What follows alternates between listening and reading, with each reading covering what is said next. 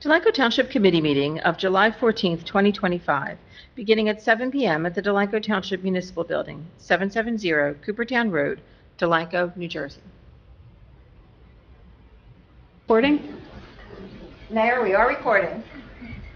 Thank you. Good evening, everyone. Welcome to the July 14th Township Committee meeting located here at the Municipal Building. Roll call, please, Janice. Mr. Bartlett. Here. Mrs. Patrick. Here. Mr. McFadden. Here. Mr. Olet. Here. Ms. Cease. Here, also present, Mrs. Simonera for her first meeting. Mr. Fox, our engineer, Mr. Heinhold, our solicitor, Mrs. Lohr, municipal clerk, Mrs. Russell, deputy municipal clerk, Mr. Fenimore, our superintendent of public works, and Mr. Warren, our police chief. Please rise for the flag salute. I pledge allegiance to the flag of the United States of America, to the republic for which it stands, one nation, under God, indivisible, with liberty and justice for all.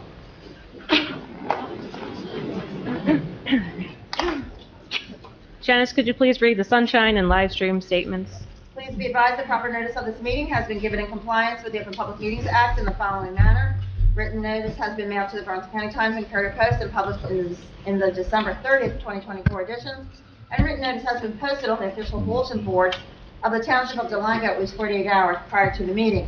This meeting of the Delanco Township Committee may be transmitted via live stream on YouTube video. The streaming of the meeting is not intended to be relied upon as formal public access under the Open Public Meetings Act.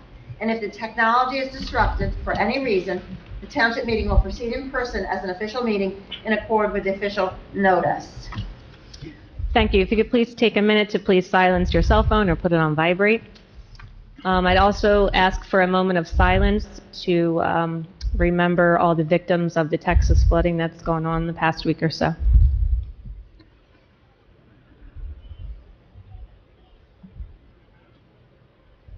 Thank you. Mr. Bartlett, did you want to add something? Yeah, our thoughts and prayers are with the families, loved ones, and communities grappling with the heartbreaking loss in Texas. And although very far away, about 1,800 miles away from our little Delanco, I was devastated to learn last Thursday that someone I've been working with for the last year and change lost his 8-year-old daughter in those floods attending Camp Mystic. Let us be a reminder to all of us, life can change in an instant. In times like this, we're all reminded of what truly matters, whether we are stronger when we come together, not divided by disagreements or petty differences, but united by our shared humanity. And I hope you're all able to take a moment to honor those that were lost and recommit ourselves to kindness, compassion, and perspective. Thank you, Mayor. Thank you, Matt. I will read the rules governing public comment right before we open the meeting to public comment. So let's move on to the most important item on the agenda tonight, the appointment of our police lieutenant. Should I do the resolution first, I guess? Yes, ma'am.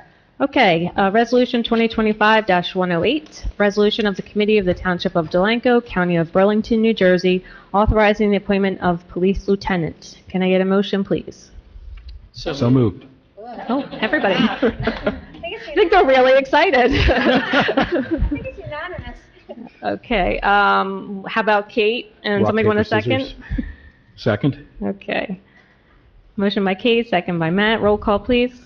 Mr. Bartlett. Unequivocally, yes. Mrs. Patrick. Yes. Mr. McFadden. Yes. Mr. Olet. Yes. Ms. Cease. Yes, thank you. Congratulations, Vince, and we'll administer your oath of office.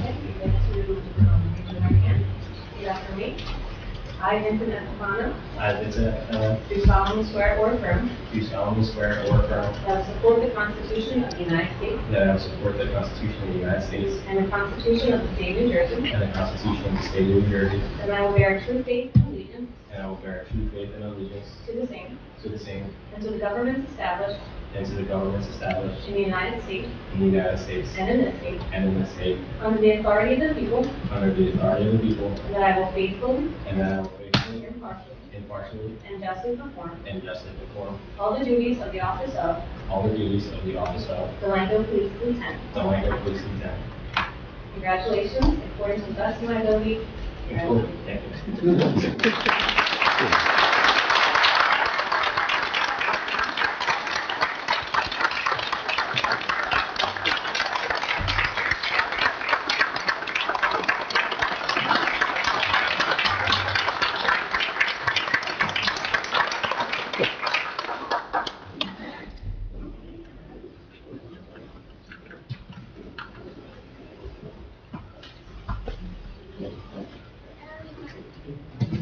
And we'll sign, you want to sign this now, Janice?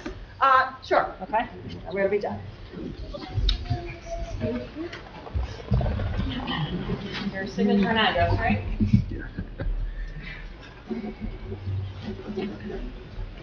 One copy be yours, man.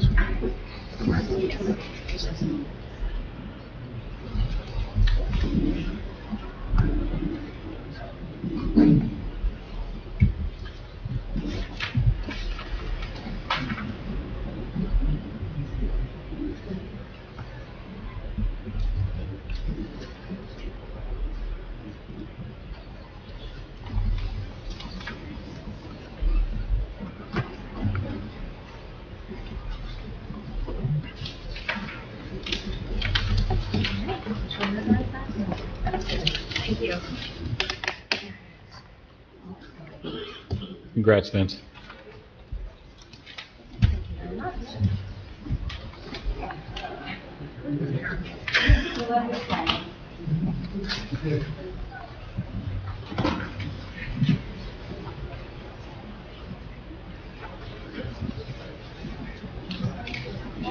Sure, we'll just take a brief recess and you guys can go ahead and celebrate. So, congratulations.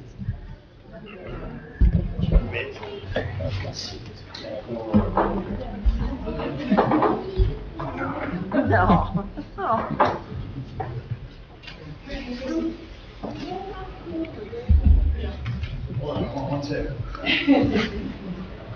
Got your picture too.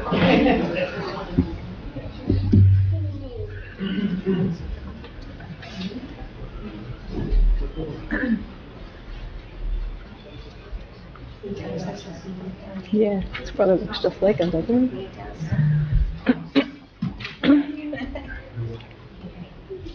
Congratulations. Thank you for Have a coming. good night.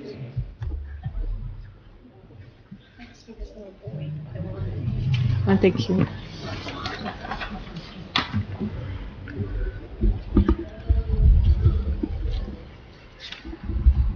That's one of the best parts of the job, getting to do that.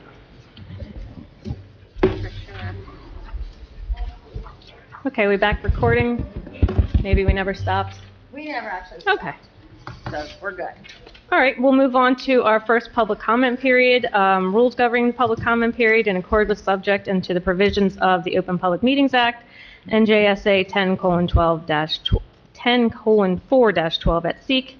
During general public comment periods, the Delanco Township Committee is permitted to institute reasonable rules and regulations to allow for a smooth process and ensure a reasonable opportunity to be heard. Calling out from the audience outside of one's time at the microphone is disruptive to the person speaking at the mic or to the committee member speaking from the dais and will not be permitted. Each speaker will have a maximum of 5 minutes to speak and should limit the comments to the matter at hand. The speaker will be directed to conclude their remarks once the speaker's time has expired.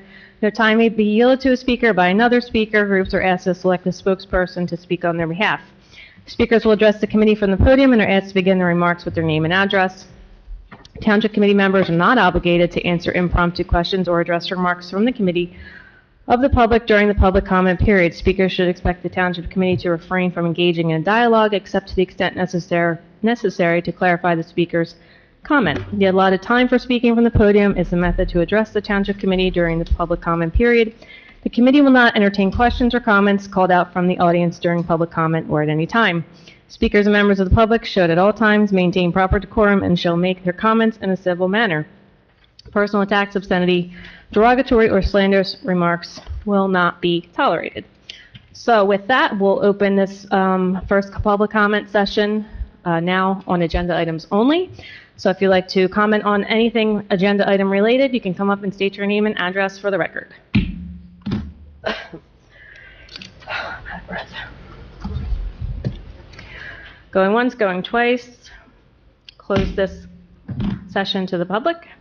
And we'll move on to our comments and reports. Start with our professionals, Mr. Fox. Thank you, Matt. I have quite a few items tonight. To bring up to date on our various projects. The Mid-Atlantic Logistics Center, St. Glenn site up the road here, phase 2 and 5, they have been completed. Can you move that mic a little closer? Yep. I can't hear you. Thanks. Phases 2 and 5 have been completed.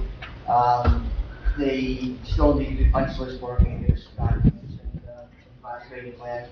However, they did recommend a TCO, 90 days for them to start occupying the building, and watch the announcement work together for those items. Crossings at Delanco, I have a meeting with the developer tomorrow on site to go over our concerns on punch list items, background report, and anything else to do with the development. So I'll have an update after that meeting on where we stand on the clear picture. The 2023 local aid grant, on your agenda, you have a change order. That project is complete. They've been installed the punch list work. The change orders were a reduction of $9,821.53. So that project will be closed out at this time, and it will be on a 2-year maintenance bond. So starting from substantial completion, they still are responsible for defects that could occur within 2 years. 2024 local aid program, we held our pre-construction meeting on last Friday. They're expecting to start work on that week of August 11th, depending on weather and other factors. Good. It's crazy this year with weather, so they're hoping that they can go on this weather. They're trying to find a week on the 18th to start construction. And the 60-day contract period for that, so they have to finish to get to start. And so, I guess the public knows what that is Hickory Street from Burlington Avenue, Walnut Street from Burlington Avenue to Hickory Street, and then Chestnut Street from Union, swings around, turns into Spruce and comes out to Burlington. So those roads will be being paved starting on or about August 11th. How do we make out with Chestnut Street? Are we going to do that one way? Yeah, what I was anticipating doing was talking to the residents there when the project's going on, get their input, but I think we're pretty sure on which way we want to make. The only input we really need is which way they would like to do one way. It's candidate for a one-way street, so we can do it as a matter of way. Okay.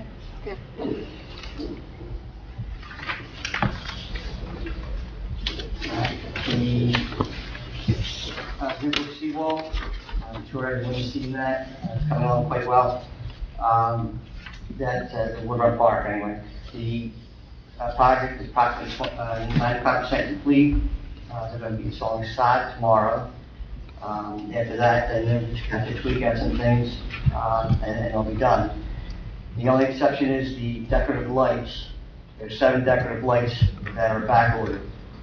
So they won't be installed until sometime in August.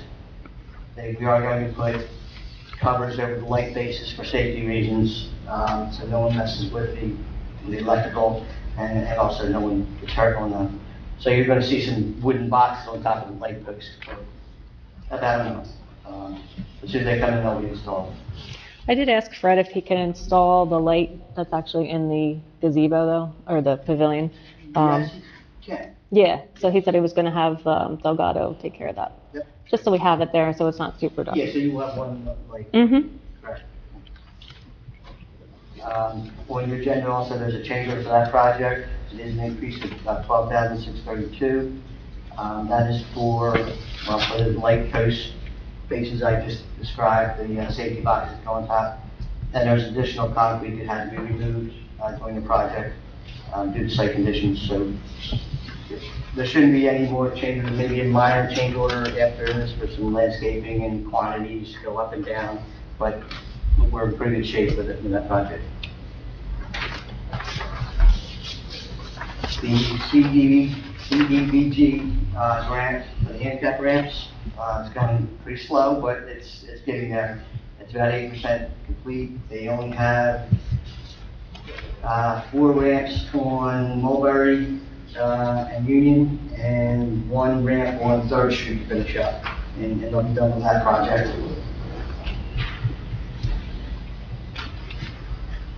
The last thing I have is 401 I did receive it, and I put a copy on the committee desk here in the desk. This just came in today. I received it at 4:30 today. It's a press release from DEP with regard to the new, called REAL, regulated target AL. It's resilient environmental landscapes.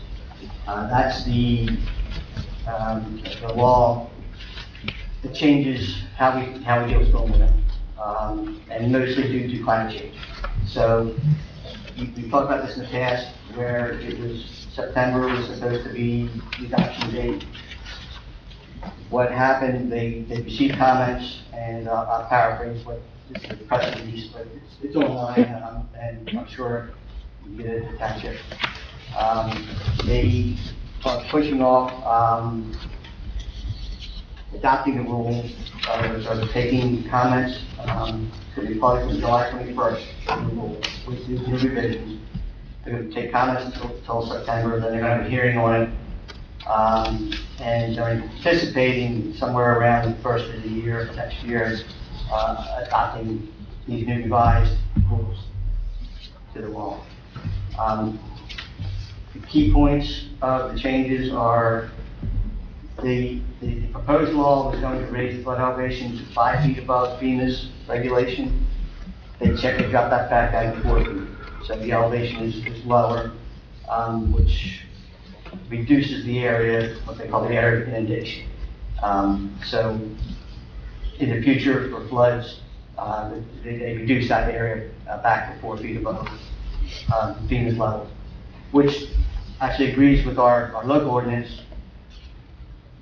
Requires any buildings to have habitable floors 4 feet above the FEMA line as it is now. So it kind of it'll go together with our local ordinance.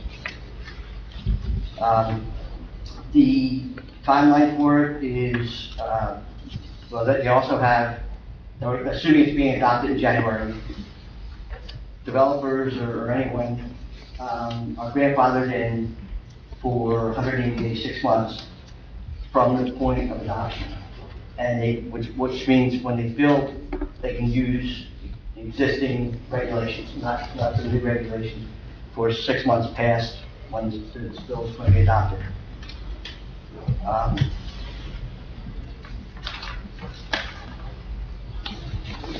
The reason behind a lot of this is they went and revisited a Rutgers science and technical study and determined that 5 foot is not as realistic as 4 feet, and that's why they changed that number.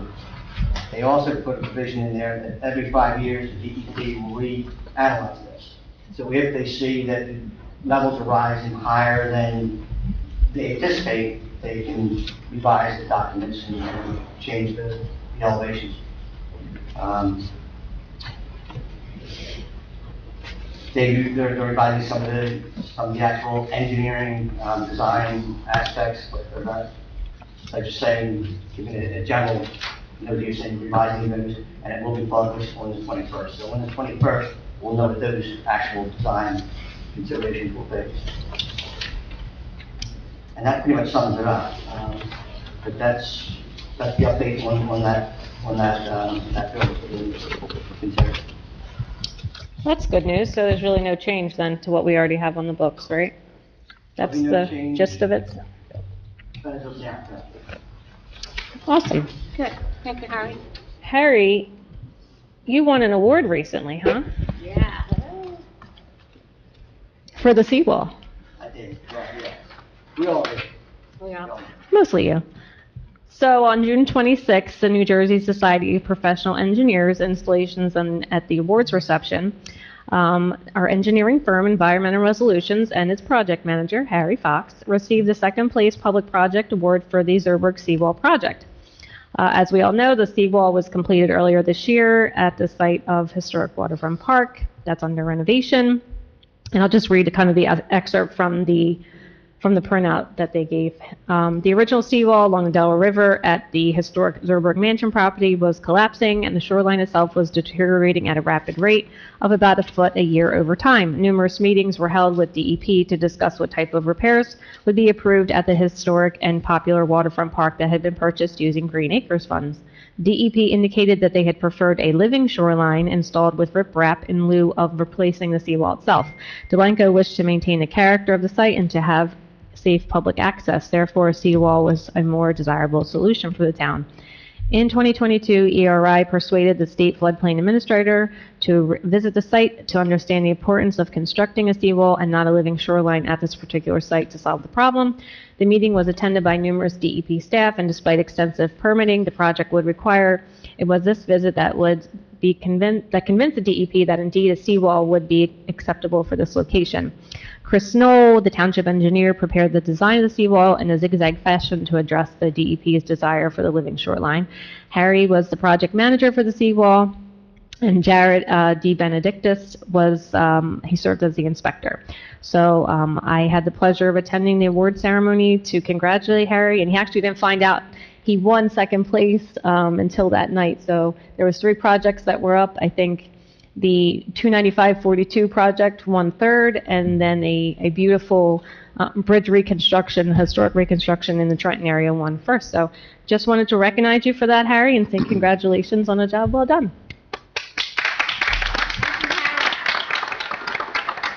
A lot of work went into that project. A lot of And work. as you know, and there's been a lot of people involved with this throughout the years. Yes. It was a total group effort, honestly, from From, everyone, committee, past meetings. yeah, for the last 18 years. 18 years. Yes, a long time. Thank you, Harry. We appreciate it. Sorry, Harry, I hope I didn't embarrass you too much. Thanks. Thank you for that report. And we'll move on here. Mr. Heinhold, anything to report? Yeah, just quickly, I want to mention affordable housing again. We have adopted our 4th round plan that has been filed with the state program. And there is a deadline by the end of August if there's any objections to that. I don't anticipate any objections will be filed. And if any objections are filed, we're on very solid ground. Again, we anticipate full compliance for the 4th round with no new construction. That's all I have to report. Great, thank you. Mrs. Simonera, would you like to report as our township administrator? Sure. It has been a quick 2 weeks, but I'd be remiss if I didn't mention the staff and how amazing everyone has been. They've been very welcoming. They've been very informative. I've been kind of meeting with them one-on-one and in groups and just learning about wish list priorities, what's important. Janice took me on a drive throughout town to see. I'm going to get the Public Works drive tomorrow. So it's really, I can't say enough about what a great group of people that work here. Everybody's been amazing. And Richard, he's been coming in and he's been making the transition so smoothly, and he's been very, very helpful. And the big ticket items for the past couple of weeks are just kind of reviewing the budgets and working on the contract negotiations for our bargaining units with our CWI and police. Great. That's it. You're doing a great job. I know you are coming in and, kind of reworking some things, make it more efficient. Reports are looking a little cleaner, a little easier to read, and just kind of getting the town up to date with the latest technology that we have, just using software to integrate to better function to serve our residents. So thank you. Keep up the good work. Department heads, Mr. Fenimore. Yes, good evening. As usual, our brush pickup was a little bit more this month, 72 cubic yards of brush. We've cut all township properties 4 times. We barely got through them. The grass has been phenomenal this year. turned the leaves and had an inspection by DEP, and apparently everything is okay. I didn't hear back from him, so that's a good thing. We put up 13 signs, mostly of them was the engine brake. We put 7 of them out, and other signs. We've been emptying the trash cans along the river, but we got 65 cans that we got to empty every Monday, including Hawk Island. So, keeping up on that. There's 3 trees that went down up at West Avenue due to storms, no big deal. Put out about a ton of asphalt out for potholes. We took down the flags, and we're going to probably need some new flags, so just keep that for next year. And we picked up 50 new lids for our old recycling cans that we go out every once in a while and replace any ones that are broken. And keeping the storm drains pretty clear was, it's been ongoing. And with public service doing their thing, it's really making the streets pretty dirty. And we'll be getting back to start sweeping them again, and we're going to clean up down the columns on Wednesday because the side's coming in, so we want them to try to get everything cleaned up. That's all I have. Great, thank you. Thanks to your guys for keeping up on everything. As always, town looks lovely. Mr. Warren. Good evening, everyone. As of today, for total police cases for the year, we have 124. There were 391 to date motor vehicle violations issued, with 1,045 vehicle stops. Total call for service as of today is 5,954. So again, the officers have been very busy. I'm in the final stages of planning for the National Night Out event, so looking forward to that. So we should be squared away with another week or so and ready to go. Great. So We're excited. Yeah. August 4th. August 4th, so please come out. Definitely. We'll all be Have a there. good time. So that's it for today. Awesome. We're looking forward to it. Anybody have any questions for the chief or Public Works or anybody else for that matter? Good? John, I just wanted to mention that we should give a shout out to Paul Newman for his work out at Hawk Island, making sure that trash is in the cans and everything. He really does a good job. Yeah, thanks, Paul. He takes a lot of pride in Hawk Island. He does. He really does, and he He's emails a good us. pain in the neck. Yeah, I know, but it's in a good way. But, Yeah, Those boaters are brutal out there I know with their they trash. are, but Paul is it's unbelievable. keeping the trash And intact. what gets me is that I wish we could recycle it somehow. But Yeah. to go through all that and not knowing Yeah. what's in it, you can't do it. You No. can't, no. God only It's not knows. sanitary. And Mrs. Lohr, as our department head down there. Nothing specific, just want to remind everyone that August, this is the one meeting for July. August meeting is actually August, what is that date, August? 11th? 11th. Because the 4th is our first National Night Out, right, Chief? Yes, ma'am. So that's the night that they're going to do that. So the meeting that was normally scheduled for August 4th is now August 11th. Okay. So I just wanted to mention that. And I don't have anything else. Beth, do you have anything as far as activities coming up or anything? That's it. Thank you. We do have our park grand opening on Saturday, 5:30 for the Historic Waterfront Park. And then our next township meeting is the 21st. It'll be our town hall for discussing 401 Creek Road. Okay, next up on the agenda, township committee reports. Mr. Roulette, did you want to start? The only thing I have is the history board will be at the farm fair from July 22nd to July 26th. That's Tuesday through Saturday.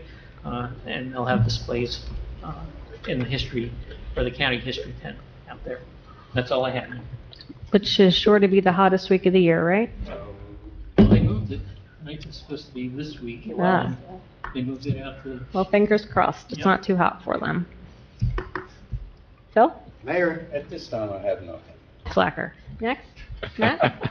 Okay, since we last gave report on June 23rd, I attended the Fire Commission meeting on the 24th. Normal business occurred.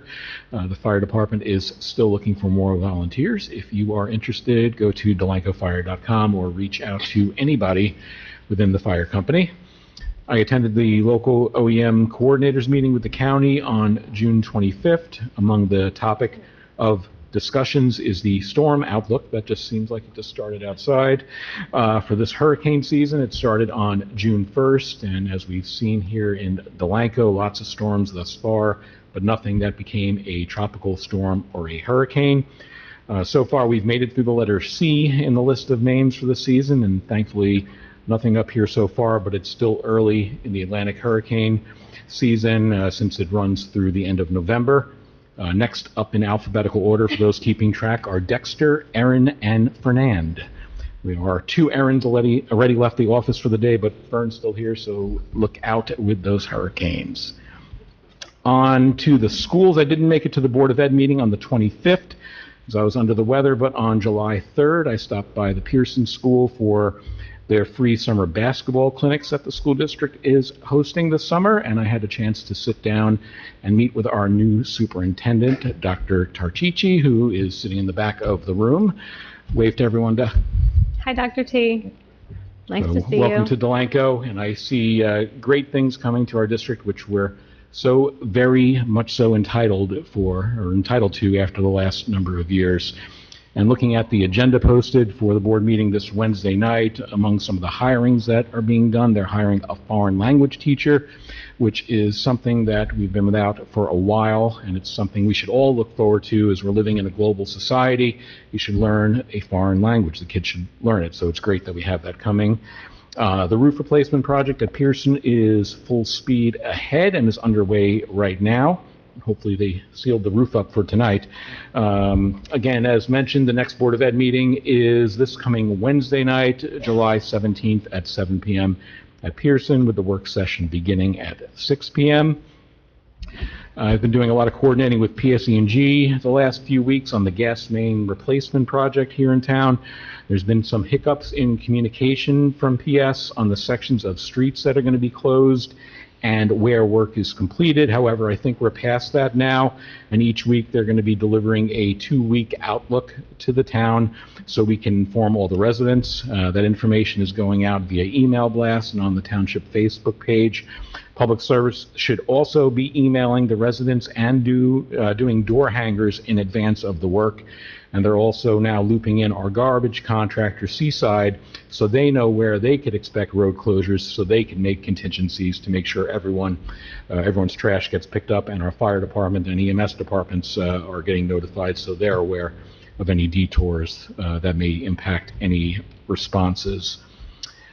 Not really related to anything I've done for the town over the last month, but last week I went to get my real ID at the MVC, and I know a lot of residents have been having issues getting appointments. I made mine back in April, and the good news is once you get there, as long as your paperwork is in order, I was in and out in 15 minutes, and they have it down to a science. Senator Singleton is posting on his Facebook page every day when they see new appointments come up, new appointment windows, and he's also been sponsoring some mobile MVC trucks to come out in the area, so keep an eye out for that if you do need an appointment. And finally, my home away from home for the last week and a half has been at Historic Waterfront Park, monitoring the construction process while the mayor was on a well-deserved vacation. And those guys out there have been busting their butts in the heat and the rain, and a lot of rain it is, a lot of rain delays, all the storms we've had, but we finally got water down to the park, and we got PSE&G approval on the electric that was ran, and everything will be done in time for this Saturday's grand opening that I hope to see you all there. That's all I have, Mayor. Thank you, Matt, and thanks for being my eyes and ears, sending me updates while I was away. Appreciate that. You're welcome. I know you just were excited to use your drone and use that as an excuse, but thank you. Kate? Thank you, Mayor. I was unable to attend the DICA meeting on the June 24th, Del Rive Youth Sports Association, but they are, fall soccer registration is open until August 1, and they're offering a clinic for girls flag football. On July 1, the wait list opened for basketball. They are in need of fall soccer coaches and volunteers for the concession stand, so please feel free to help them out if you have some time. Shade Tree met on June 25th. Residents' requests were reviewed as follows. 210 Peachtree Lane, the resident was present and unable to provide some proof of interference with utilities. She referred to the recommendation of the sewer authority and stated that a prior resident had to have the line replaced because of interference from tree roots. The board did not agree to remove the tree. 41 Emery, resident was present and his property was listed on the sidewalk enhancement program. Information regarding installation of pavers would be sent to the resident.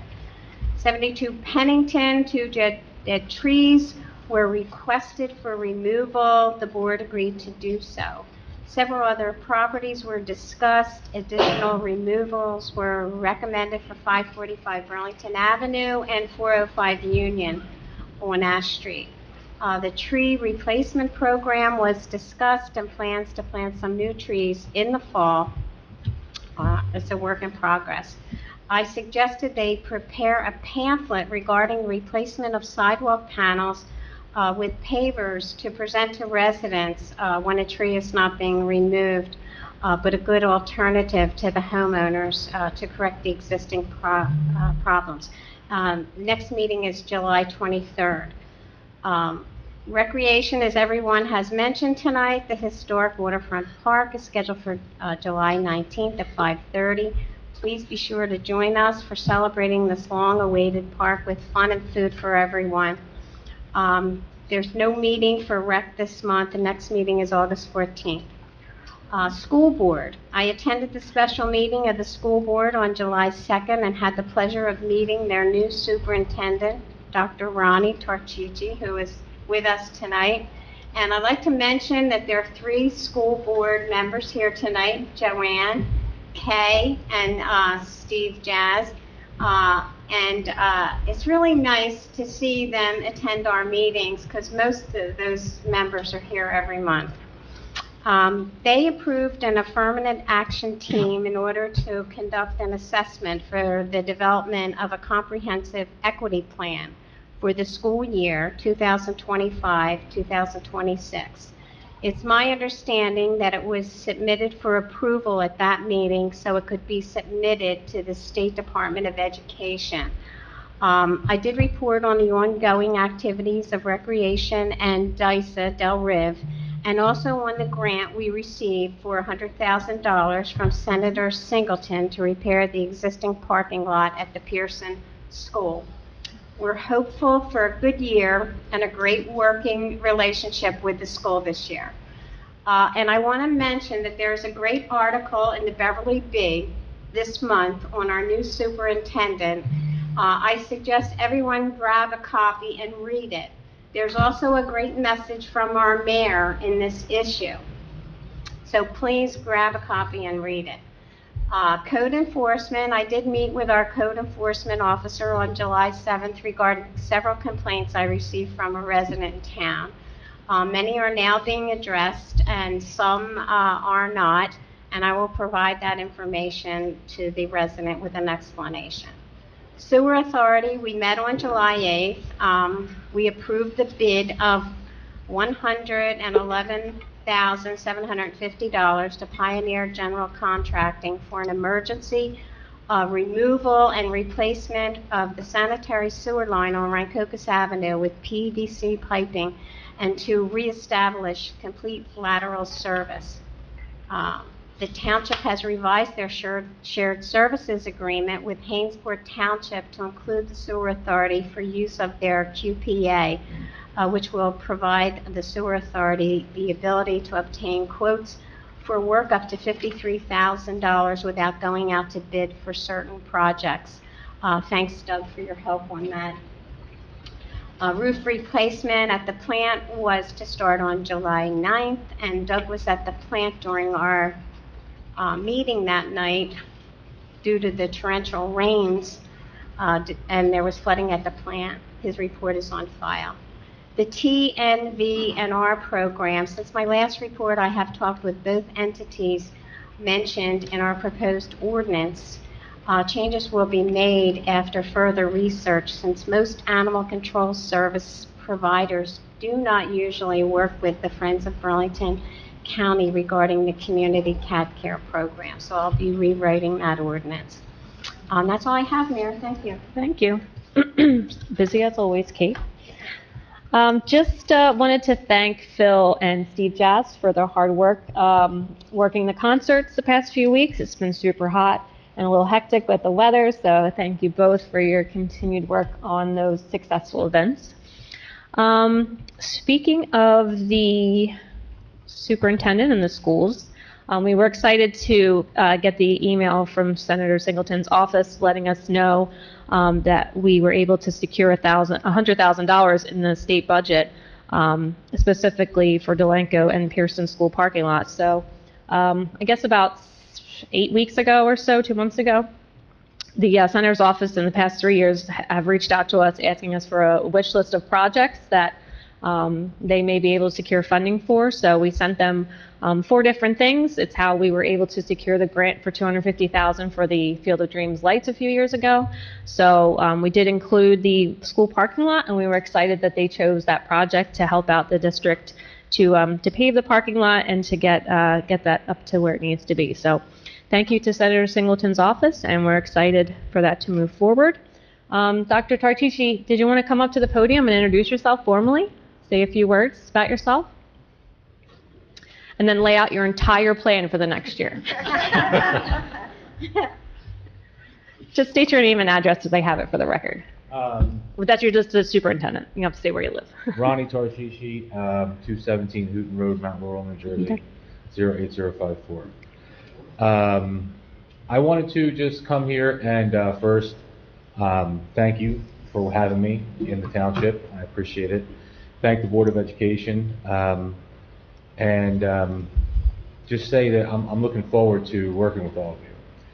You know, this is my 13th year doing it, and the best townships and school districts and even counties and school districts do is when local ordinances and school boards work together and they're not at odds with one another. And I've seen it in both ways. I've seen no relationship.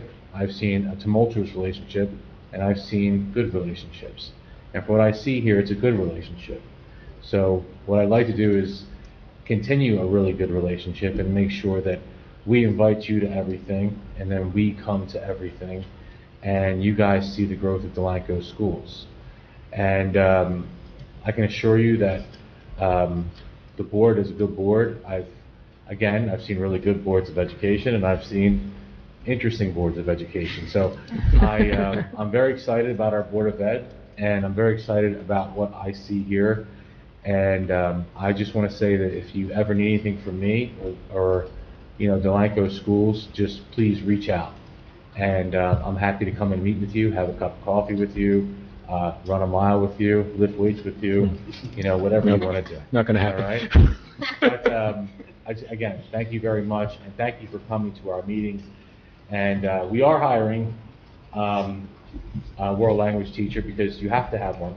And but we're actually going to hire a Latin teacher, which is interesting. So I hope you guys come out and see all the new things that we're going to do. It's going to be really cool for the kids, and making sure that they grow as young scholars, and our pecking order rises and rises. So thank you very much. All right. Thank you, Dr. T. We look forward to working with you and the board as well. I know, Debbie, you had mentioned that you and the chief might want to stop by there and introduce yourself later on in the week to get that connection established. So they'll be reaching out to you as well. And of course, we have spoken before, and we'll continue to get those meetings on the books. Whatever we can do to help, we're here. as much as we can. I mean, you know our powers are limited, but we're here to support. Okay. Oh, what have I done this month? Just mayor stuff, nothing really important to talk about, so. Consent agenda, we'll move on. Consent agenda items are considered to be routine and will be enacted with a single motion. Any item requiring discussion will be removed from the consent agenda. All consent agenda items will be reflected in full in the minutes. Resolution 2025, oh, does anybody have anything they want to remove from the consent agenda? Everybody good? I'm good. Okay. Resolution 2025-109, resolution to cancel taxes and refund tax overpayment due to a total veteran exemption pursuant to NJSA 54:4-3.30A. Resolution 2025-110, authorizing funding expenditure to Abundant Life Community Development Corporation from the Delanco Township Affordable Housing Trust Fund. Resolution 111, authorizing a shared services agreement between Delanco Township and the Burlington County, I don't think they're called the freeholders anymore, the Burlington County Commissioners and the Burlington County Department of Public Safety for Central Communications and 911 call services. So we'll just change that if that's what the title is, right? No worries. Resolution 112, authorizing handicap parking space on Burlington Avenue for 229 Vine Street. Mayor, Sir? it should just be 229 Vine. It should just say for 229 Vine Yes, Street, Burl- not Burlington it's not Burlington Avenue. Oh, okay. Yeah, that doesn't make sense. So it's 112 is just authorizing the handicap for 229 Vine Street. Yes. Thank you. Resolution 113, authorizing change order number 1 for the 2023 road program project, 3rd Street and Fenimore Lane road improvement projects. Is that 2023? That's right? It's not the 20, okay. All right. The reduction. 114, resolution authorizing the change order number 1 for historic waterfront park project. Payment of bills, account, current fund, $366,216.15. Payroll, $240,753.78. The dog fund, $577. Escrow trust, $7,418.25. Housing trust, $1,201. And capital fund, $136,261.43. Moving forward, we are just going to have one line item to pay the bills and not list all the different accounts for simplicity purposes. And we'll have the approval of minutes from April 21st and May 19th. We also have approval of businesses licenses 2025-1, 27, 30, 31, 32, 34, 35, 36, 37, 38, 39. And can I get a motion for the approval of the consent agenda, please? So moved. Second. Motion by Kate, second by Fern. Roll call, please. Mr. Bartlett? Yes. Mrs. Patrick? Yes. Mr. McFadden? Yes. Mr. Olet? Yes. Ms. Seuss? Yes, thank you. Any correspondence to report, Janice? I have no correspondence, thank you. Okay. And we'll move on to session 2 for the public comment session. So the meeting is now open to the public. This is session 2, the final session. If you have anything you'd like to say, you have 5 minutes. I have a timer I will start. If you'd like to come to the podium and state your name and address, please feel free to do so.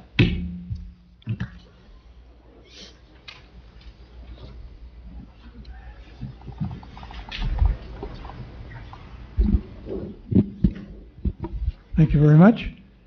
Ed Deviney at 100 Union Avenue. So I have a comment that applies maybe to the discussion that's going to take place a little bit later. So the new historic riverfront park is shaping up very nicely. I take a look at it every day and see how it's coming. It'll certainly be a target for walkers and bikers, things like that. Now in architecture, there's a saying that form follows function.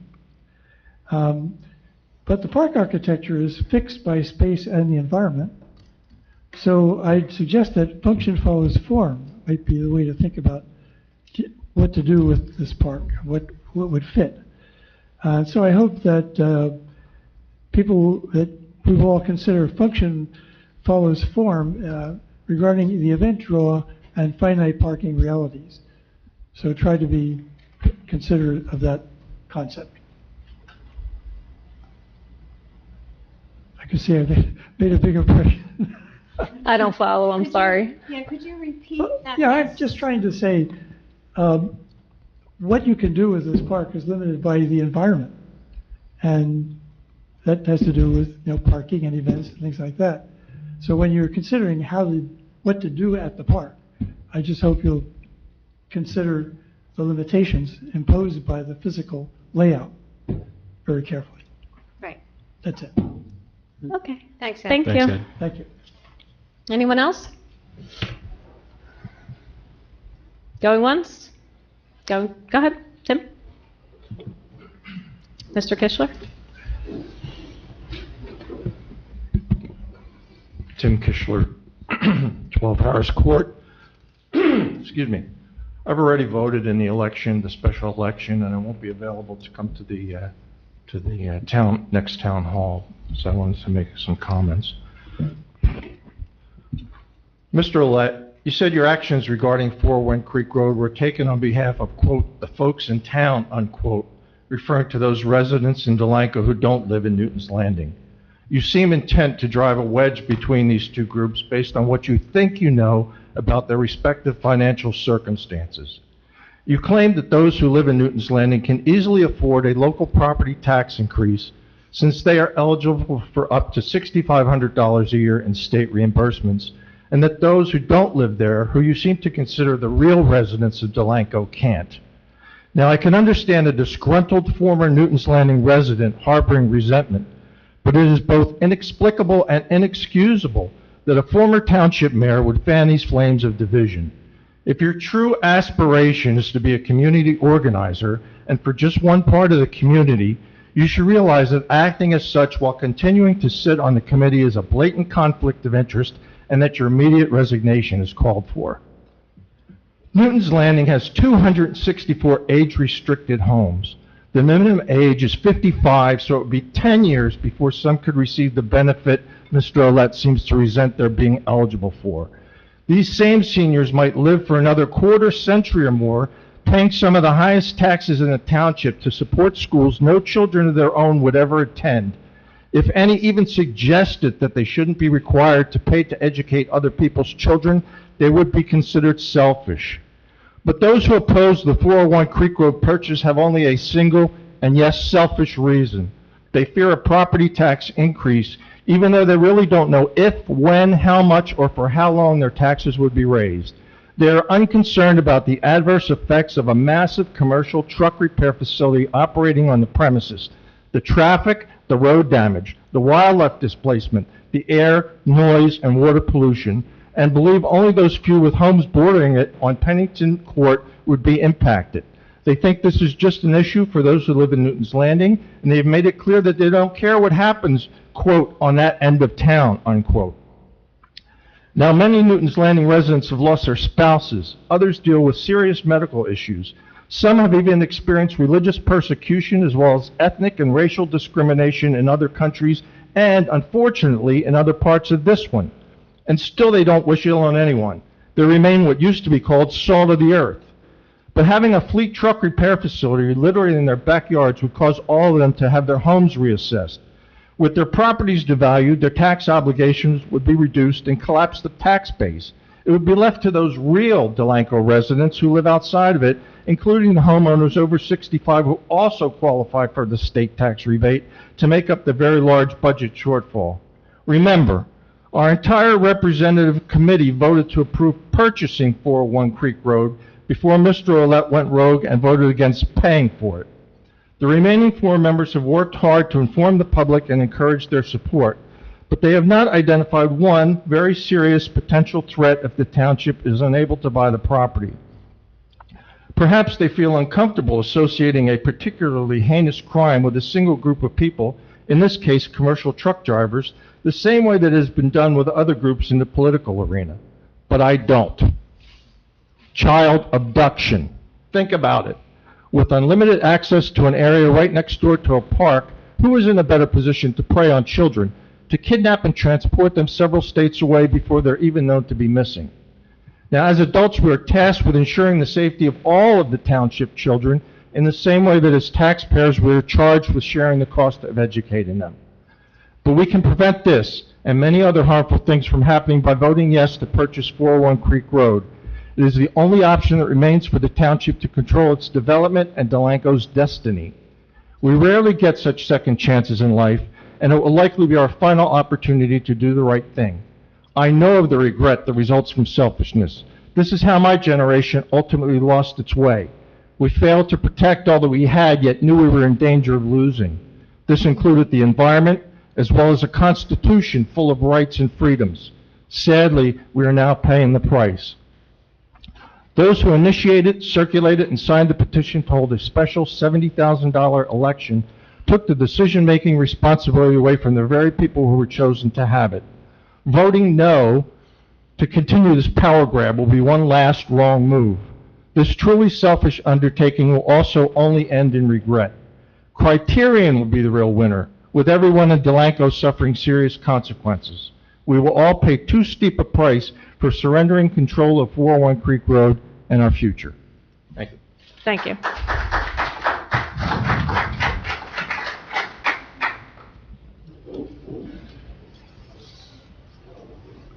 Vera Darmo, 605 Hickory Street. In the beginning, I was a yes vote, but I knew it was sort of a gamble because there was no clear plan, what developer was going to be involved. Could you tell me when I have 1 minute left? I sure will. So I actually really wanted this to work because I love nature. I was even texting with a guy who was here at the December meeting who was interested in working with developers and maybe looking at the property, so I was all in. But I researched it. I'm not going to talk about all my concerns. I'm just going to say that I was involved with open space in my town, Morristown. I know the people who are involved in open space conservation. The main group that preserves land on the Rancocas is called the Rancocas Conservancy. I called their president and asked about contamination issues because I was very concerned, and I was willing to even pay more and take a big risk if it meant the Rancocas might be contaminated by a trucking facility. That was like my red line. He told me, and again, this is the president of a conservation group conserving land all up and down the Rancocas and branches of the Rancocas, that contamination was there was a minimal chance of that because of today's regulations and procedures that truck repair facilities follow. That was one thing. But that was not enough for me because I was concerned about the Newton's Landing residents, about the noise. So I drove out to the Delran facility, the truck repair facility, and I went to, there's like a development in back of it, and I was hoping I would run into someone, and there was a man sitting out under a tree, and I said, oh, I'm not selling anything, I just want to ask you, because we're having this vote coming up, and how, you know, it's about a truck repair facility, a new one that's coming in. Can you tell me your experience with the one that's right near you over here? And he said, I've lived here for 10 years. I've never had a problem with them. They face away from me, and didn't hear anything like any other concerns than that. And so that was also went into my calculus about why I wasn't as enthusiastic about this purchase. And I have other concerns, but I'm going to leave those for right now and just say that I do take the concerns of Newton Landing residents seriously, and that's why I did what I did to research this. So that's all I want to say at this point. Thank you. Anyone else? Going once?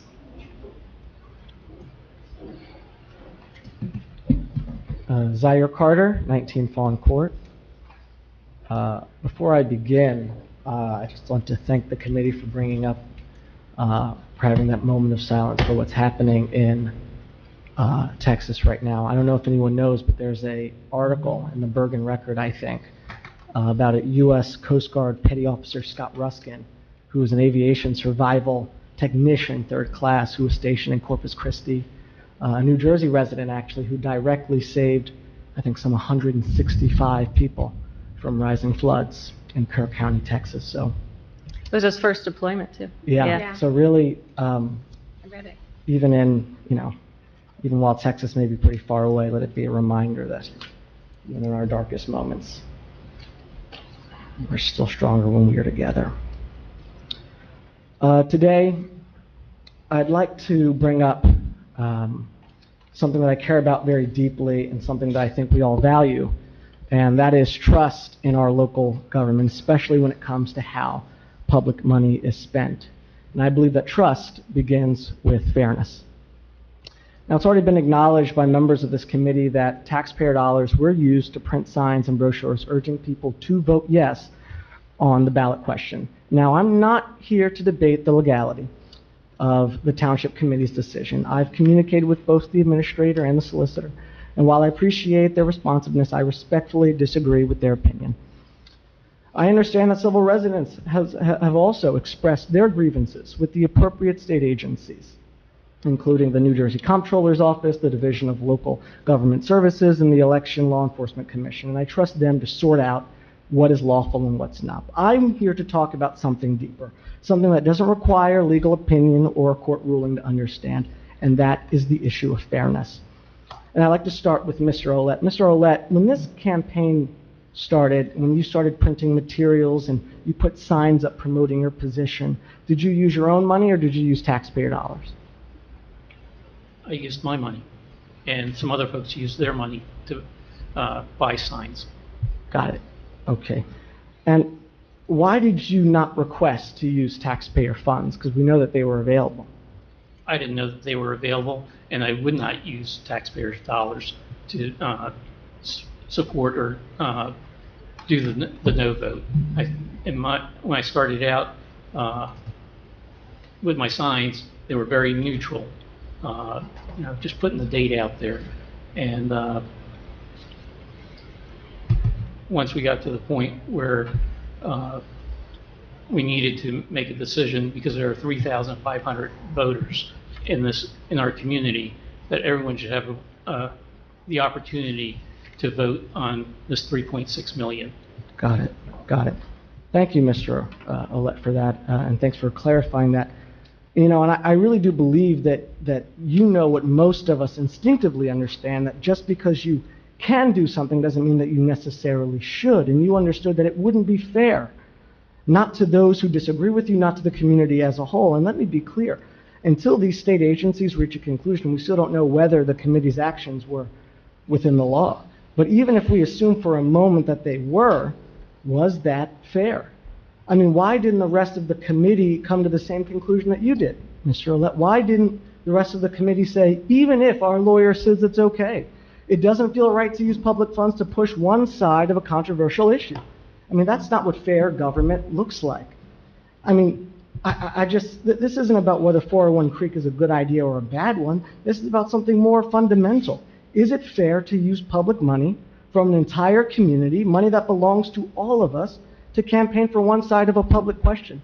And I've heard some of the arguments around town and with people, and they say, well, look, the majority of the committee agreed, and that somehow justifies it.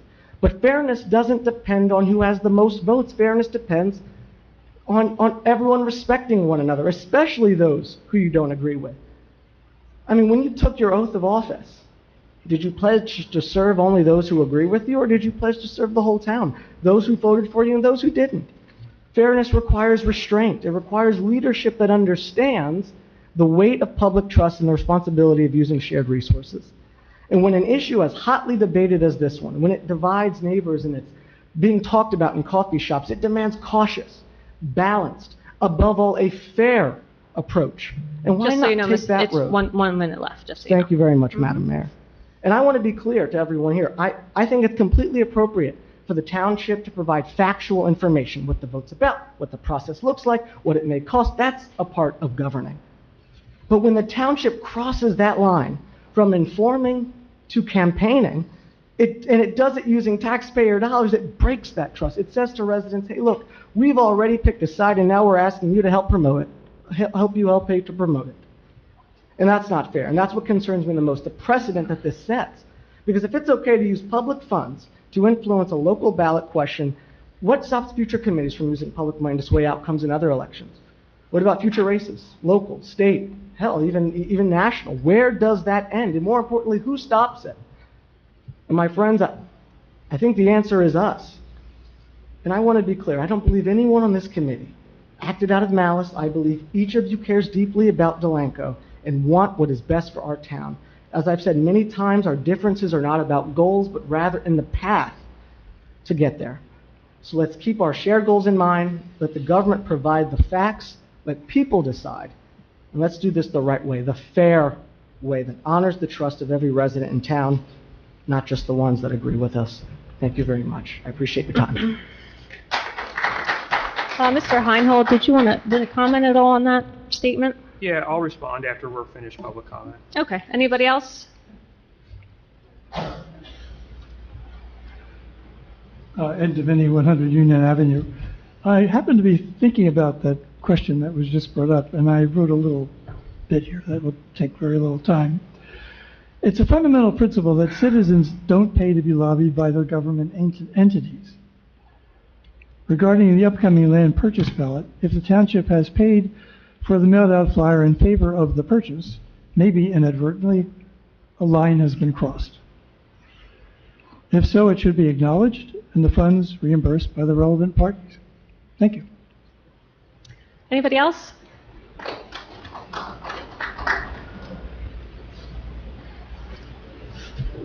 Thank you. So many big ideas. I want to talk about parking on Delaware Avenue. It's okay. J. Cohen, 625 Delaware Avenue. It's the corner of Delaware and Walnut, where we've had a vantage point for almost 40 years. And we had another commitment and missed the discussion, but I'm speaking for Joan, but she will correct me if I misspeak here. I know she will. First, I'd like to congratulate the Township Committee on the progress with the historic park, especially the current members and previous members who were active in getting this done in the beginning. I think parking on Delaware Avenue is a good idea. We have one of the few houses that accesses Delaware Avenue to get to our property. Many of them are Second Street, many of them are side streets. So we do have some skin in the game. We think it's a good idea to encourage people to attend events there. With the issue of accessible parking, or as it was called, handicap parking, I think they should be in the corners and on the side streets. They should be as near to the location as possible. Really, putting them in Delaware Avenue moves them farther away. Perhaps even permanent accessible parking on the ends. For example,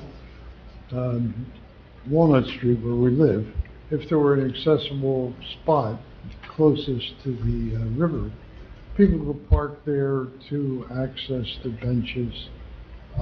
But I think it makes no sense, even temporarily. Temporary parking on Delaware Avenue does make sense. I'm concerned about safety. We have lived there, and Delaware Avenue functions in a way as a main street.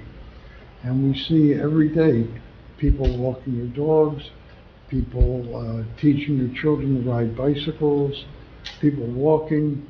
The sidewalks are not continuous. There are places without sidewalks. There are many places where the sidewalks, through no point of the homeowners, are disrupted by the trees, and they're not very walkable. So people have to walk in the street, and we see more and more people walking in the streets over the years. And the more traffic that we have on Delaware Avenue enhances the danger to people. That I don't have a solution to, and that, I trust our police force to, monitor this. Is there anything I've forgotten that you're going to tell me about?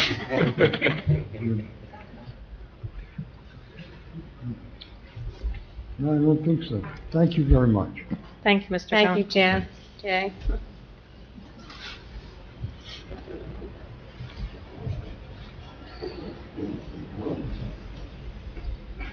Scott Buke, 18 Pennington Court. Fern, it was a good thing you ran through Pennington Court on Saturday morning, because a lot of people who got those things on their doorknobs were not happy. They haven't been happy with this whole thing, with the way that it has come. The younger gentleman spoke before me, and he talked about public trust.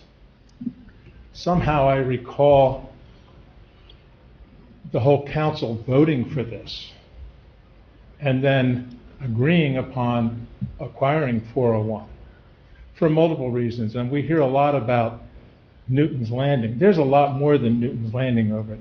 I will show you pictures of tractor trailers going through town. You want that to continue? Build a truck repair. You will get more. Their trucks are going all over. I followed one. No, I turned left at the watchtower yesterday, and coming from the bridge was a tractor trailer. I don't know what weight it was. Does anybody know what weight it was? There's a lot of trucks going back and forth. But talking about public trust, when information from a council member is used then against the council and the people, I have to question public trust. Not only that, improper information was sent out originally with the correspondent that was put on people's doors, most of which didn't get to Pennington Court at that time. But yeah, I went to a funeral Saturday morning on the way, and I gave Fern a little bit of my, didn't care for what was going on, along with Eric Dasher, told him don't walk up to my door. But yeah, I saw a few other people from Newton's Landing on the other side, and they too were not happy with getting their getting those things on the doorknobs. So let's not talk about public trust until we understand what it's all about. Thank you, Mr. Butte. Anyone else have any comment? I'll close this session. Doug, if you could please speak on the use of public funds Sure. situation, please. Yeah. First, I'm going to go big picture.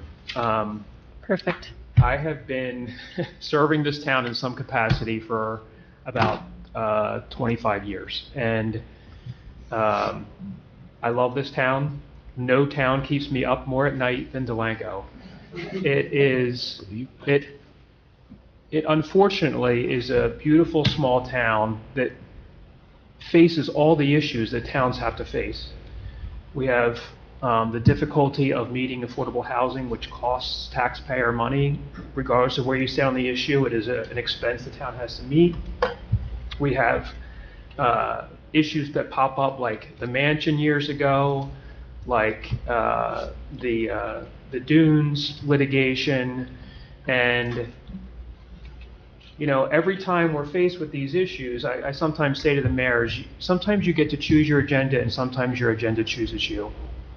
And right now, unfortunately, and Delanco's not alone in this, but it's been a microcosm of the issue, the way that things changed in the warehouse industry and the industrial industry dramatically over a short period impacted communities and the infrastructure that was taxed because of that.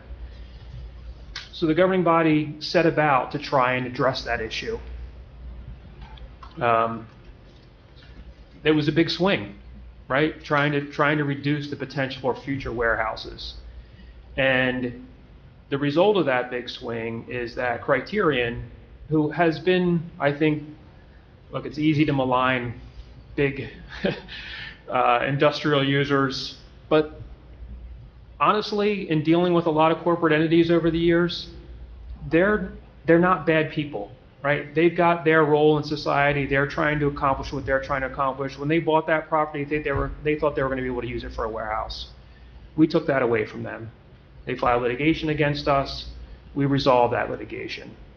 We resolved it in a way that we thought we would try to sort of limit the impacts out there. As that process moved forward, it was clear that that wasn't going to be enough. So then the next step was, let's try and purchase the piece of property. We went through that process. That was not an easy process either. You know, they're well-heeled. They know what they have. They'd already expended a year and a lot of money pursuing what they intended to pursue out there. And yet they still sat down with us and reached an agreement with us. And now we've had the petition process, which is a procedural issue that we had to deal with. Janice and I spent a lot of time on making sure that that was monitored and reviewed correctly, approved, which it was. And it's not a common process. I've been doing this, again, not just here, but in my whole career in many towns, and this is the first one I've had. I'm aware of one other that predates me in one of my other towns. But it's in the statute, right? You can do this process. So there is a process in place where residents have the ability to bring these issues forward.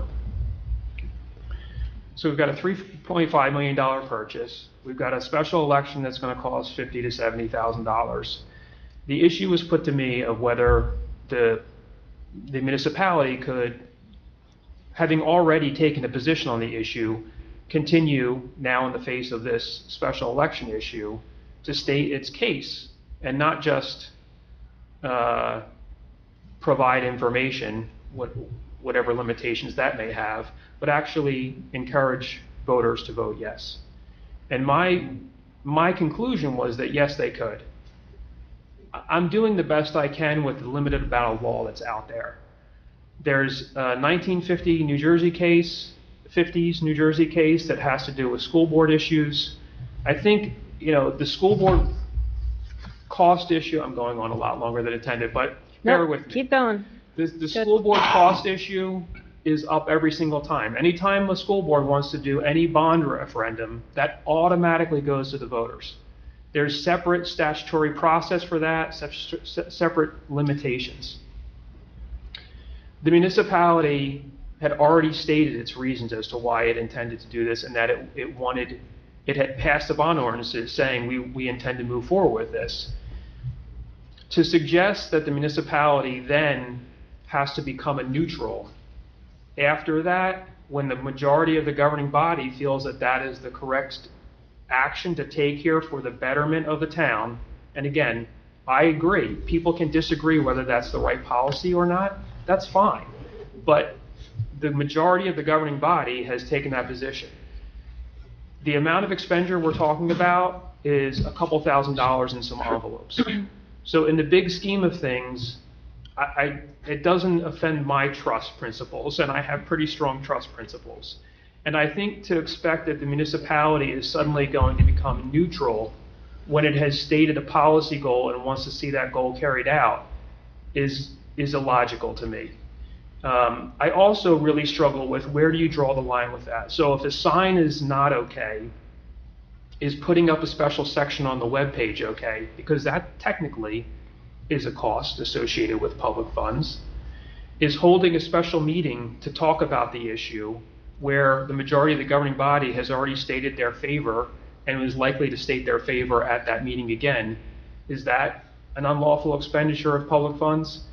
I think there's a whole lot of gray there. And I just think the information's out there, the public's been made aware of it, it has not been secret that the public expenditure was made. It's not a large amount of money in the scheme of what acquisition we're talking about and what special election costs we're talking about. The committee asked me the issue and I gave the best answer I could under the circumstances. If there is fault in the conclusion, I accept the fault. So that's where we stand on the issue. But there's nothing in the law that specifically says that, because there, in the absence of something.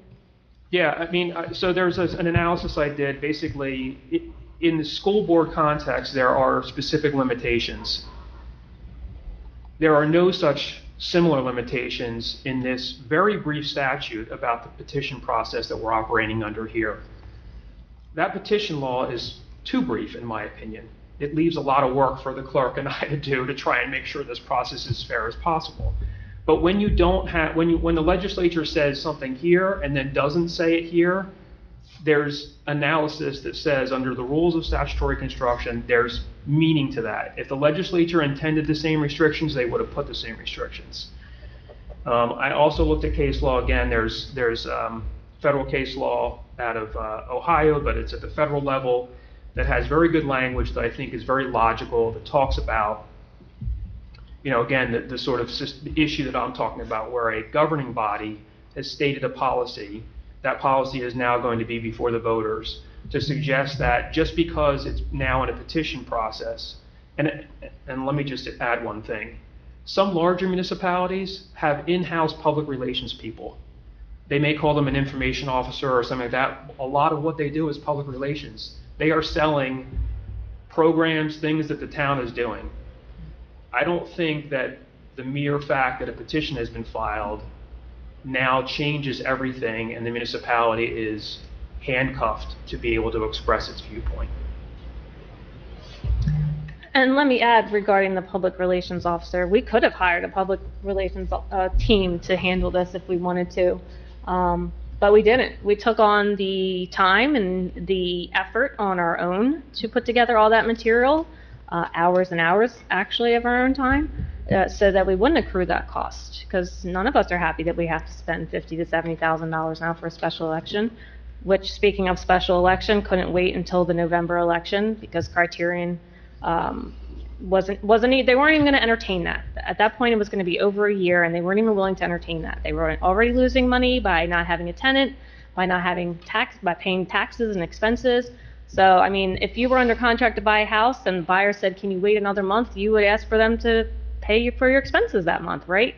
They shouldn't be asked to just hang on for another couple months and not be compensated for it. So it was either pay for this special election or pay Criterion to extend the contract. So either way, right? And I'll just add to that. The problem with the pay them is we can't pay them, exactly. We'd have to go back to adopt a new bond Right. ordinance on an increased price, which just puts us in a circular issue that we can never get out of. So at that point, the deal would have been dead, which I'm sure the petitioners would have, been happy with that, but that's not what the majority of us wanted. There was another comment by Mr. Carter about why Fern wasn't able to utilize public funds for his Vote No campaign. Could you just kind of speak to that? Well, I think the governing body has stated its policy as a majority. I've said this for many years, and I wish Mr. Templeton were here. I don't see him in the audience, but he says this back to me sometimes is, the reality of what we're dealing with, and sometimes it's 5-0 up here, sometimes it's 3-2, and trying to, I remember when we did the whole sidewalk ordinance, we're trying to find consensus. Where the consensus lies is the direction we take, right? So that is the consensus of the township governing body at this time, is that they want to see the bond ordinance referendum passed. That has been the stated principle. So there has been no authorization or, to my knowledge, even a request for funding on Vote No signs. Nope, nothing that I know of. I think a good example of the consensus was the mansion. When we were not in a position to keep it, we had a buyer, Grapevine, who offered to purchase it, and they had a plan to renovate the mansion, 27 senior apartments, age restricted, and the townhouses, and to renovate the carriage house. And the consensus of the township committee was originally 2-3. Joan Hinkle and I in favor, Fernolette against, Mike Templeton against, and Ed DeVinny against, who Ed finally changed his vote to yes. So we were able to sell the mansion because of Ed DeVinny, not because of Fernolette or Mike Templeton. So thank you, Ed, for that, because of you, we were able to sell the mansion and have a jewel and keep the waterfront property, which is now another jewel in Delanco. So that, to me, that was a consensus of the township committee at that time. And yeah, I think there's a lot of, I know there's a lot of misinformation out there, but is. One of the things that we seem to be, getting called out about is this tiny subcommittee of 2 people. Well, there's 5 of us up here. If there was 3 of us on a subcommittee, that's a quorum, and that's a majority, and that's not what a subcommittee is. When you have 5 people, you can only have 2. So that's why Kate and I were a subcommittee. That's the definition of a subcommittee when you have 5.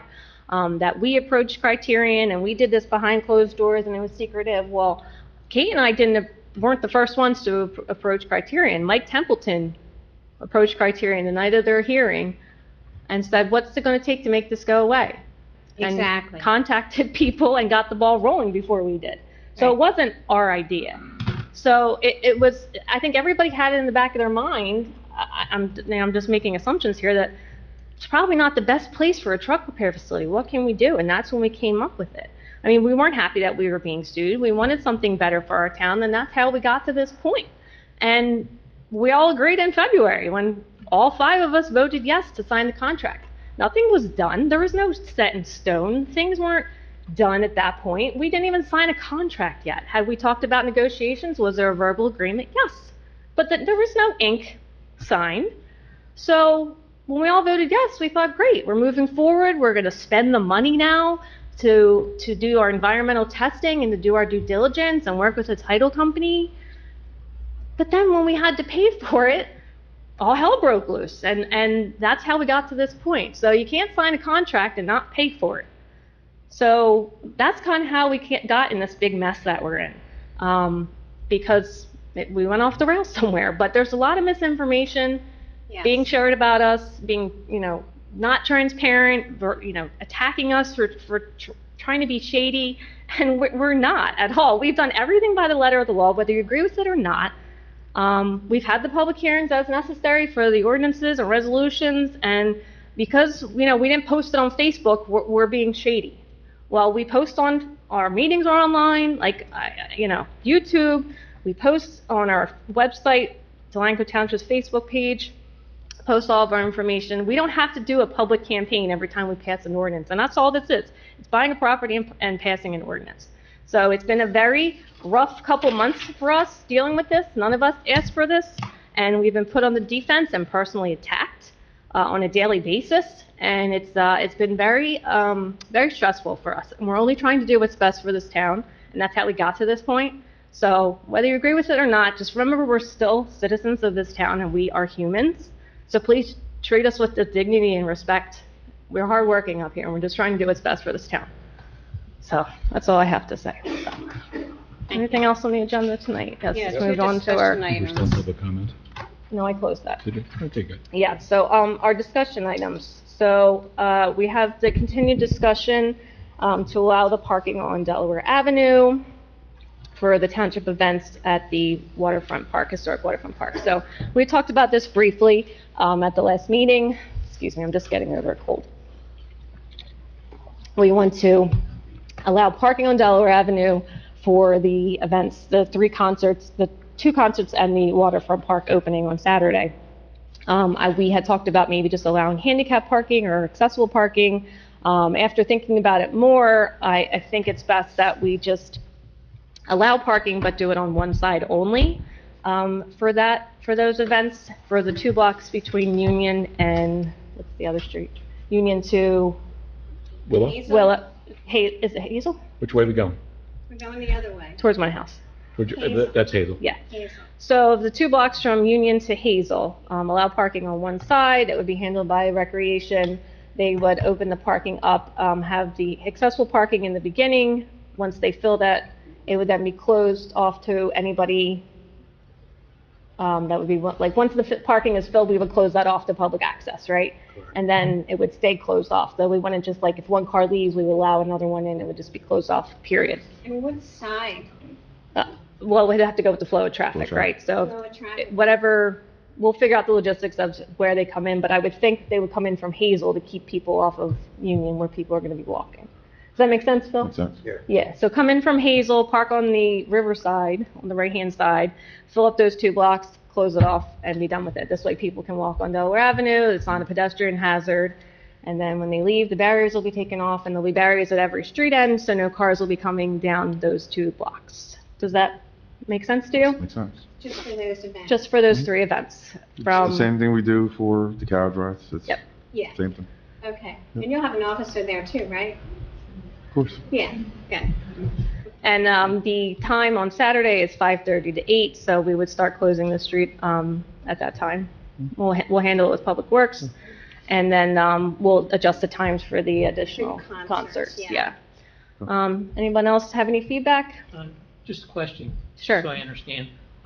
So they're coming down Hazel, and then they would make a left onto Delaware in part on. That's what they want, yeah. They would make a left onto Delaware Avenue to go And then towards when the they go to river. exit, they'd be exiting out Union. Correct, yes. Or Walnut, I mean, because it's open. Yeah, wherever they're closest to, yeah. I mean, I would imagine when it's over, we're going to remove the barricades They're gonna remove the so they can barricades from continue all. all the way down Delaware to Willow or wherever. Yeah. Once it's open, it's open. Yep. Anyone else? Phil? And then are we setting up the food trucks out front of the mansion? Yeah, the mansion, regardless of parking, was closed anyway, that block. Mhm. So the food truck will be there as well as the bouncy house.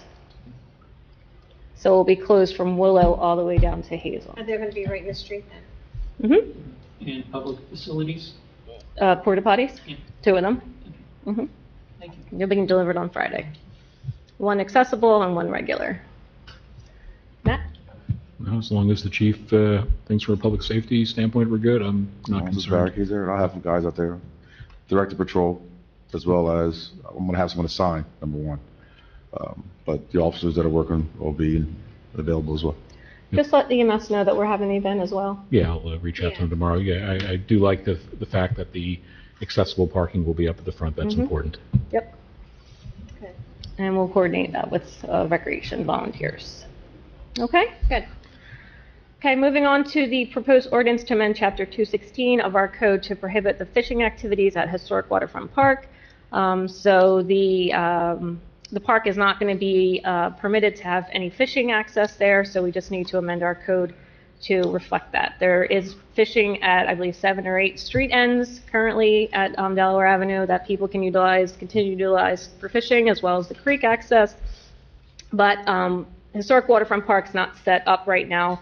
It was not designed to be a fishing access for the public. We have railings there. We have very narrow walkways. It's more designed for a passive park, accessible for families and, walkers to utilize. So we're not going to allow fishing there, so we just have to amend our code. We have a draft ordinance that Janice and Doug worked on today.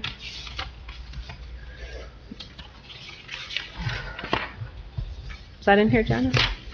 Yes. Yeah. Okay, here we go. At the end. So basically, it's just stating Historic Waterfront Park. Any activity requiring use of bait, fishing hooks, string, lures, traps, or other equipment for fishing is prohibited unless otherwise permitted by the governing body on a case-by-case basis for limited events. And it doesn't change anything else with regards to any of the other locations. Anybody want to add anything? Just in the second whereas, I would change gazebo to pavilion. Sure, pavilion.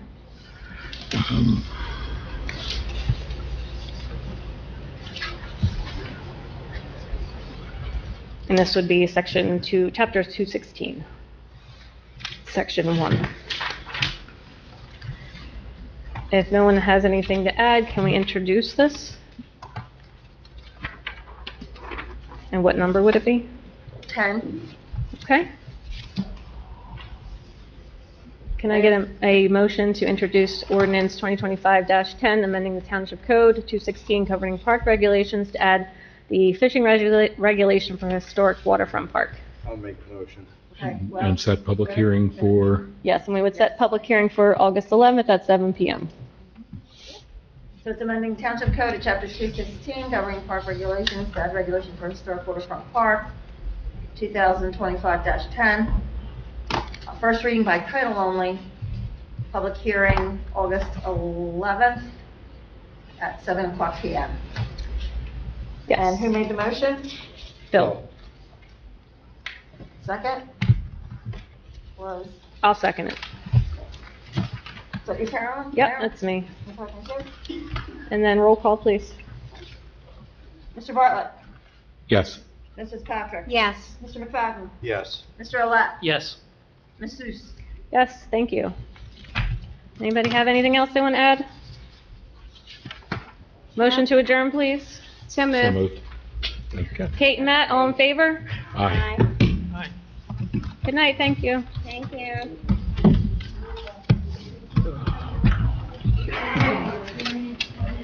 Board starts raining. viewers are keeping. Yeah, I'm Yeah, this is a little cold in here. Yeah, shaking. I know, bring it back.